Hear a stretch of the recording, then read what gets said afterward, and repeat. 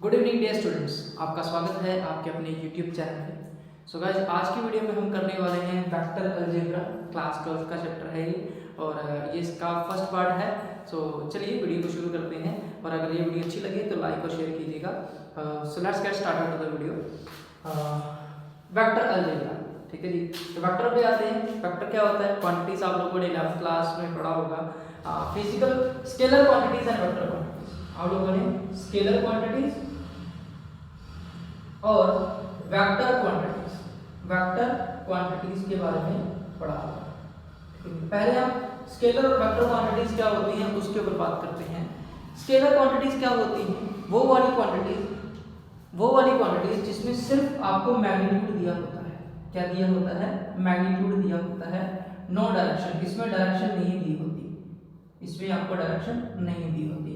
ठीक है, ऐसी क्वांटिटीज जिसमें मैग्नीट्यूड दिया हो, डायरेक्शन ना दी हो, उन क्वांटिटीज को हम कहते हैं स्केलर क्वांटिटीज। ठीक है जी। ऐसी कौन कौन सी क्वांटिटीज हैं जो स्केलर क्वांटिटीज हैं? जैसे मैं एग्जांपल बात करूं तो डिस्टेंस, क्या आ गया? डिस्टेंस। ठीक है, मैंने डिस्टेंस कवर किया 40 किलोमीटर का, सपोज।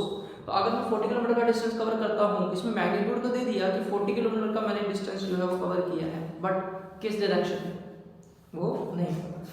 ये डिस्टेंस, ठीक है जी। ऐसी बहुत सारी हैं। डिस्टेंस हो जाता है योर एनर्जी, जो energy, then you can say your work. Okay, ये सारी क्वांटिटीज जो है स्केलर क्वांटिटीज है। वो वाली क्वांटिटीज जिसमें आपको डायरेक्शन नहीं दी होती, सिर्फ मैग्नीट्यूड दिया होता है, वो स्केलर क्वांटिटीज होती हैं। दूसरी तरफ बात करते हैं वेक्टर क्वांटिटीज। वो वाली क्वांटिटीज होती हैं जिसमें डायरेक्शन और मैग्नीट्यूड दोनों दिया होता है। मैग्नीट्यूड प्लस डायरेक्शन, ये आपको दोनों दिया होगा। ठीक है जी। अगर ऐसे बात करें, मैं कहता हूँ कि मैं 40 किलोमीटर चला नॉर्थ ईस्ट डायरेक्शन में। सो अगर जब मैंने उसके साथ नॉर्थ ईस्ट को जोड़ दिया तो तब ये बन गया वेक्टर क्वांटिटीज। लेकिन अगर मैं 40 किलोमीटर की सिर्फ 40 किलोमीटर ही बात करूँ तो वो स्केलर क्वांटिटीज है। लेकिन 40 किलोमीटर नॉर्थ ईस्ट क्या हो जाएगा? Vector quantities. ठीक है जी। तो आज की इसमें हम करने वाले हैं वेक्टर क्या होता है? A quantity that has magnitude as well as direction. ऐसी क्वांटिटी जिसमें मैग्नीट्यूड प्लस डायरेक्शन दी होती है उसको हम बोलते हैं वेक्टर क्वांटिटीज। क्या कहलाती हैं? वो वेक्टर क्वांटिटी कहलाती है। ठीक है जी। आगे बढ़ते हैं। इनिशियल पॉइंट, देखो मान लो ये क्या है, आप कोई ए बंदा था, कोई पर्सन है जो ए पॉइंट से चल के बी पॉइंट तक है। ए पॉइंट से, और डायरेक्शन क्या है? Towards this. डायरेक्शन क्या है? ए से बी की तरफ गया, इस वाली डायरेक्शन में। अब उसने डिस्टेंस भी कवर किया और उसको डायरेक्शन भी मिल गई, तो ये बन गई एक वेक्टर क्वांटिटी। क्या बन गई? Vector quantity. तो जहां से वो स्टार्ट कर रहा है, जिस पॉइंट से वो स्टार्ट कर रहा है, उस पॉइंट को हम बोलते हैं इनिशियल पॉइंट। क्या बोलते हैं? Initial point. ये कौन सा पॉइंट था? The point where the vector starts is called its initial point. तो जहां से वेक्टर शुरू करता है, मान लो ये ए है, ये कहलाएगा इनिशियल पॉइंट। दूसरा, उसके बाद बात करते हैं टर्मिनल पॉइंट। टर्मिनल पॉइंट क्या होता है? The point where the vector ends. वो वाला पॉइंट यहाँ पे वेक्टर जो है वो खत्म होता है। जैसे बी पॉइंट, कोई मतलब ए से चला और बी पे आके इस डायरेक्शन में जा रहा है और बी उसकी फाइनल पोजीशन है। बी क्या है? Final position. वही जो फाइनल पोजीशन है जहां ए से चल के बी तक गया, वो जो बी पॉइंट है वो कहलाएगा टर्मिनल पॉइंट। क्या कहलाएगा? Terminal point. The point where the vector ends, जहां पे वेक्टर खत्म हुआ, ए पॉइंट से चल के बी पॉइंट तक गया, तो जो बी पॉइंट है वो आपका टर्मिनल पॉइंट है। क्या पॉइंट है जी? टर्मिनल।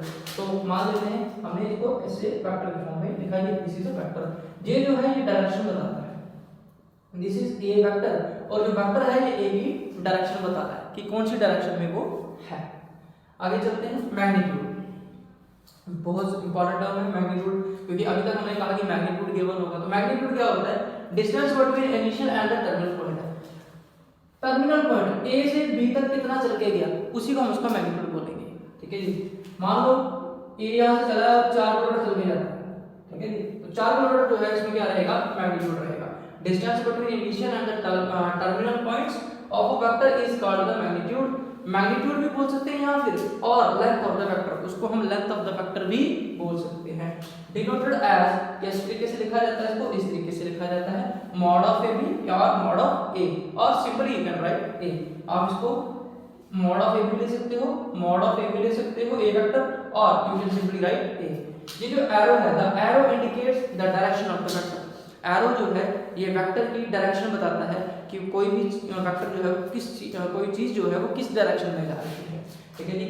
अब देखिएगा this is very important line, since the length is never negative, आपकी लेंथ कभी भी नेगेटिव नहीं हो सकती, कम से कम 0 हो सकता है, ज्यादा से ज्यादा 0 हो सकता है ना, ज्यादा से ज्यादा 0 हो सकता है। Since the length is never negative the rotation, अगर कोई ऐसा आता है कि डिटरमिनेंट ऑफ ए या mod of A is less than 0, इसका कोई भी मीनिंग नहीं है, इस बात का कोई भी सेंस नहीं निकलेगा कि वो वेक्टर है, कम से कम इसी वर्ड में होगा ना, इससे ज्यादा कहां दिखेगा वो। ठीक है, तो ये अगर कोई इस तरीके से कोई बात आएगी तो इस बात का कोई भी मीनिंग आपका नहीं निकलता है। ओके गाइस, सो आगे हम बात करते हैं, अगर मान लेते हैं कि मेरे पास कोई स्पेस है, कोई प्लेन है, ठीक है, 3 dimension, it's X Y Z plane, I have a plane X Y Z, और उसके बीच में मैंने स्पेस में कोई पॉइंट लिया p, क्या लिया p पॉइंट लिया, जिसके जो कोऑर्डिनेट है वो X Y Z, and initial point जो है वो o है, origin o is the origin, और ओरिजिन जो है इसके जो कोऑर्डिनेट होंगे वो होंगे 0 0 0, यानी इस पॉइंट पे x भी 0 होगा, y भी 0 होगा और z भी 0 होगा। देखिए एक बहुत इंपॉर्टेंट पॉइंट है, अगर मान लो ये y एक्सिस है और मुझे यहाँ पर कोई पॉइंट है, मेरा कोई पॉइंट y एक्सिस पे है, उस समय जो आपको पॉइंट मिलेगा that will be 0 y 0, y axis, ये पॉइंट कुछ भी हो सकता है, लेकिन अगर वो पॉइंट की क्वेश्चन में ये आ गया कि वो पॉइंट y एक्सिस पे है तो आपका x और z दोनों 0 हो जाएगा, सिर्फ y वाला पॉइंट बचेगा।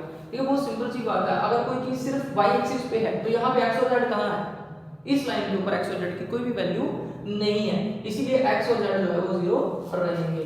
और z एक्सिस के ऊपर अगर कोई पॉइंट आप कंसीडर करते हो तो वहां पे आपका x और y दोनों 0 रहेंगे और यहाँ आपका z हो जाएगा।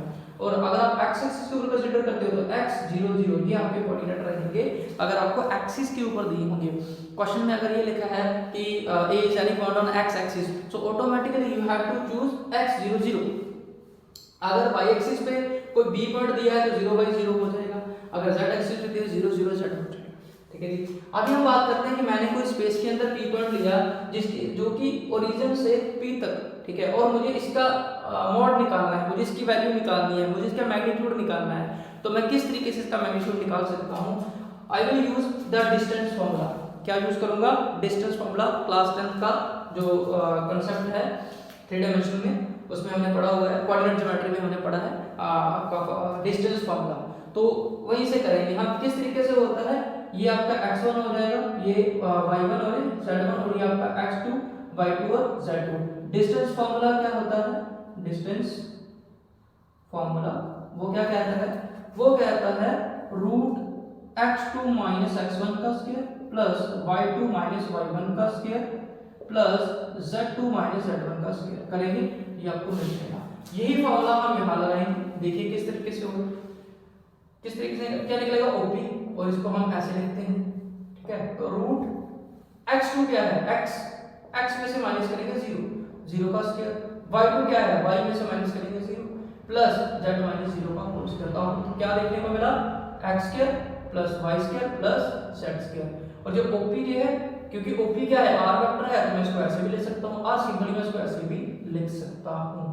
ठीक है जी, y square plus z square, ये आपका फॉर्मूला हो गया। जब आपको क्या निकालना पड़ेगा, कोई स्पेस के अंदर xyz प्लेन के अंदर कोई पॉइंट आप ले रहे हो और आपको इसका मैग्नीट्यूड निकालना है, OP निकालना है, r वेक्टर निकालना है, तब आप ये फॉर्मूला इस्तेमाल करोगे, x square plus y square plus z square. कहां से निकला? डिस्टेंस फार्मूले का इस्तेमाल करके निकला। पर क्वेश्चन के दौरान जब इसके आप एक्सरसाइज करोगे तो उसके दौरान आपका यही फॉर्मूला जो है बनने वाला है। आगे बात करते हैं डायरेक्शन कोसाइंस के ऊपर। ठीक है जी, डायरेक्शन कोसाइंस को करने के लिए हम क्या करते हैं, यहां पे एक शेप तैयार करेंगे, शेप बनाएंगे। ओके, इसको हटा देते हैं।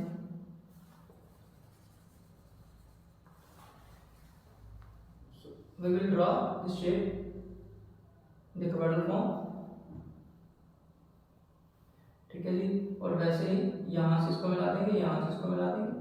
ओके, और this point and take any point here, इसके साथ मिल गया, यहां से आ गया, और यहां से मैं इसको मिला दूंगा और ये इसके साथ मिल जाएगा। ओके, सो ऑल डन, ये फिगर आपकी रेडी हो गई। दिस पॉइंट बी और B point, consider it a B point. Okay, this is a B point and here it will make a 90 degree angle. कितना बनाएगा? 90 डिग्री एंगल बनाएगा, ठीक है। और ये जो एंगल है हियर, ये एंगल है alpha, here it is alpha, it is gamma angle and it is with x axis it is making your beta angle, ठीक है जी। वाई एक्सिस के साथ में here it is making alpha angle. कौन सा angle हो जाएगा? This is alpha with x axis, beta with this axis and gamma with your x axis के साथ में अल्फा एंगल बनाना है और वाई एक्सिस के साथ में बीटा एंगल बनाना है और जेड एक्सिस के साथ में आपका बनाना है आपका गामा एंगल जो है ये बनाना है। तो चलिए इसको कैसे कर सकते हैं। इसको देखिए ये जो एंगल है एक्स एक्सिस के साथ में कौन सा angle? Alpha angle. Y axis के साथ में कौन सा एंगल? Beta angle. और जेड एक्सिस के साथ में जो एंगल ये बना रहा है कौन सा? गामा, ये वाला वेक्टर, आर वेक्टर। इस वेक्टर की हम बात कर रहे हैं, we are considering this vector only. ये जो वेक्टर है ये वाई एक्सिस के साथ में बीटा एंगल बनाता है और ये वेक्टर जो है जेड एक्सिस के साथ में गामा एंगल बनाता है। और यही जो एंगल है, ये वाला जो एंगल है यहां से यहां, ये मेकिंग योर अल्फा एंगल, ठीक है। और हम ये कंसीडर कर रहे हैं कि जितने भी एंगल है वो पॉजिटिव है। आपको पॉजिटिव एंगल ही इसमें कंसीडर करना है। तो ये जो अल्फा बीटा गामा है, अल्फा बीटा गामा, ये सब क्या हो जाएंगे? ये हो जाएंगे डायरेक्शन एंगल। क्या हो जाएंगे? डायरेक्शन एंगल हो जाएंगे। और जब हम इन डायरेक्शन एंगल का कोसाइन निकालेंगे, क्या निकालेंगे? कोसाइन। जब हम इन डायरेक्शन एंगल का कोसाइन निकालेंगे तब हमको मिलेंगे डायरेक्शन कोसाइन। तो आइए हम देखते हैं कि डायरेक्शन कोसाइन जो है वो किस तरीके से निकलेंगे। Let's get start. चलते हैं इसके ऊपर। सो मैंने क्या किया, कंसीडर अ पॉइंट मान लेते हैं समझाने के लिए। कोई व्यक्ति था, कोई पॉइंट था, पहले P पे था, उसके बाद चलते चलते कहां पे आ गया? B पे आ गया। यही पॉइंट मैं कंसीडर कर रहा हूं B के साथ। और ये एंगल जहां पे बीटा है और ये वाला एंगल जो है आई एम कंसीडरिंग अल्फा, क्योंकि मैंने x एक्सिस यहां पे लिया। x जो है मेरा अल्फा है एंड y जो है y के साथ बीटा है और z एक्सिस साथ इसने बनाया gamma angle, it is gamma. देखिए मैं इसको कंसीडर कर लेता हूं cos, ठीक है, beta angle. I am considering angle theta जो है वो क्या है? बीटा। और मुझे कोसाइन निकालना है cos थीटा। This is the right angle triangle, right triangle, कौन सी? Right angle triangle BP, take this point C, sorry, this is the origin, so this triangle will be OPB। क्या हो जाएगा? OPB हो जाएगा, will be OPB। तो यहाँ पे आप देखो ये क्या हो जाएगा? This is P, this is H and this is B। तो cos थीटा, थीटा तो आपका आ गया बीटा, cos बीटा निकालना है। You have to take any point, sorry, here this is y point, यहाँ आपका जो पॉइंट आएगा जाएगा 0 y 0, ओके। यहाँ पे आपका x एक्सिस पे मिलेगा, this is y। तो यहाँ पे क्या मिलने वाला है आपको? यहाँ से जो पॉइंट आएगा तो ये पूरा पॉइंट क्या हो जाएगा? y, ठीक है जी। क्या हो जाएगा? y। सो y अपॉन, क्योंकि सिर्फ y ही है, x और दोनों तो 0 है, y upon base upon hypotenuse OP। तो कितना हो गया? cos beta is equal to y upon OP। क्या निकालेंगे? OP and this is determinant, क्योंकि मैग्नीट्यूड निकाल रहे हैं। क्या बात कर रहे हैं? मैग्नीट्यूड पे। मैग्नीट्यूड क्या है OP का? दिस, तो root x square plus y square plus z square. ये मिला आपको cos बीटा। इसी तरीके से आपको मिलेगा cos alpha which is x square upon x square plus y square plus z square. और इसी तरीके से आपको मिलेगा cos gamma which is equal to z upon x square plus y square plus z, okay. ये आपको ये जो मिले cos अल्फा, क्या क्या मिला आपको?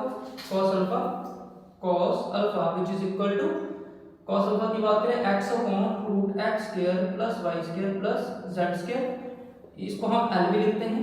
cos beta is equal to y upon root x square plus y square plus z square, इसको हम m भी लिखते हैं। और cos gamma is equal to z upon x square plus y square plus z square, इसको हम n भी लिखते हैं। तो L M N ये क्या होते हैं? ये होते हैं direction cosine. cos alpha, cos beta, cos beta, ये सभी क्या हो गया? Direction cosine. क्या हो जाएगा? Direction cosine. तो क्या मिलेगा आपको? इसका डायरेक्शन कोसाइन मिलेगा, ठीक है जी। आगे बात करते हैं डायरेक्शन रेशियो पे। आई होप ये आपको क्लियर हो गया हो। आगे बात करते हैं। Simple, you have to choose cos theta निकालना है। हर किसी में जब आप चूज करोगे तो आपको देखने को मिला यहाँ पर ट्रायंगल्स बन रही है, इसको ज्वाइन करते ही ठीक, it is making a triangle. Similarly यहाँ से यहाँ जब ज्वाइन करेगा तो यहाँ भी एक ट्रायंगल देखने को मिलेगी। राइट ट्रायंगल आपको तीन एक्सिस पे x y z पे आपको जो है राइट ट्रायंगल देखने को मिलेगी। वहीं से आप उन एंगलों का अल्फा बीटा गामा का कोसाइन निकालोगे तो आपको इसका डायरेक्शन कोसाइन जो है वो मिल जाएगा। अब हम बात करते हैं डायरेक्शन रेशियो की। क्या बात करते हैं जी? Direction ratio. देखिए डायरेक्शन रेशियो क्या होता है? Direction ratio is the multiple of direction cosine. Direction cosine का क्या है? मल्टीपल है। डायरेक्शन कोसाइन का मल्टीपल है, ठीक है जी। कोई भी जब आप मल्टीपल निकालोगे है ना, तो ये क्या निकलेगा आपको? डायरेक्शन कोसाइन का मल्टीपल है। और डायरेक्शन रेशियो के लिए ये कंडीशन सूटेबल, ये कंडीशन जो है ये सूट करती है L/A is equal to M/B is equal to N/C, ठीक है जी। तो जब आप ये निकालोगे वेयर ABC क्या है, तो ABC जो है इसमें डायरेक्शन रेशियो है, डायरेक्शन रेशियो, ओके। क्या है जी? Direction ratio. Remember one thing, आपको एक चीज याद रखनी है, okay. You can take the screenshot of this. Direction cosine important है, direction ratio very important. ABC are direction ratio, are direction ratio, क्या आ गई? Direction ratio, okay. एक चीज आपको याद करना है विच इज वेरी इंपॉर्टेंट। क्या है इसमें? L square plus M square plus N square करोगे तो ये 1 आएगा। कितना आएगा? 1 आएगा। देखिए कैसे आएगा, इसका मतलब ये होगा cos अल्फा का स्क्वायर, ये cos बीटा का स्क्वायर और ये cos गामा का स्क्वायर। तो चेक करेंगे कितना हो जाएगा? x upon root x square plus y square plus z square का whole square plus y upon root x square plus y square plus z square का whole square plus z upon root x square plus y square plus z square, okay. So चलिए देखते हैं किस तरीके से क्या आएगा इसकी वैल्यू।